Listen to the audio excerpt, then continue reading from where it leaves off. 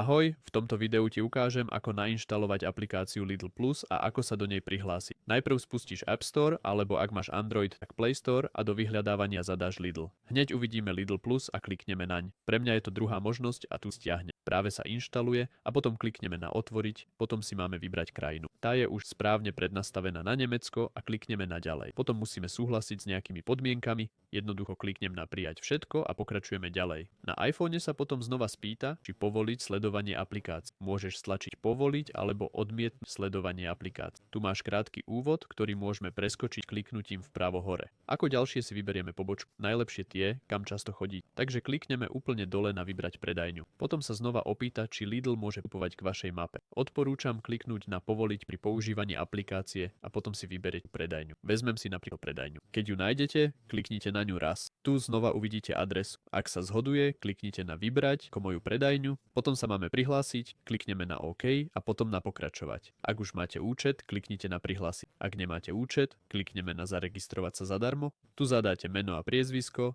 kliknete na ďalej, potom e-mailovú adresu a znova na ďalej. Ďalej zadáte dátum narodenia, kliknete na ďalej, potom pohlavie. To je voliteľné, takže môžete kliknúť priamo na ďalej. Miesto, kde bývame, je tiež voliteľné, takže stačí na ďalej a telefónne číslo je dôležité. Potom by ste mali znova potvrdiť svoje telefónne číslo. Je dôležité, aby ste zadali správne číslo, ku ktorému máte prístup, pretože teraz dostaneme kód po kliknutí na odoslať kód, ktorý budeme zadať. V mojom prípade je systém momentálne preťažený a musí chvíľu počkať. Ak kód nedostanete, kliknite na nedostali ste kód a bude odoslaný znova, alebo dostanete správu ako ja, že máte chvíľu počkať a skúsiť to neskôr. Po zadaní kódu si budete vytvoriť nové heslo, potom je tu ešte súhlas, ktorý si môžete v pokoji prečítať a potom klikneme na prihlásiť. Dôležité je len to, aby tu bolo zaškrtnuté políčko. A keď teraz vstúpime do aplikácie, môžeme ju normálne používať a už sa nemusíme prihlásiť. Ak vám toto video pomohlo, budem rád za like a dovidenia.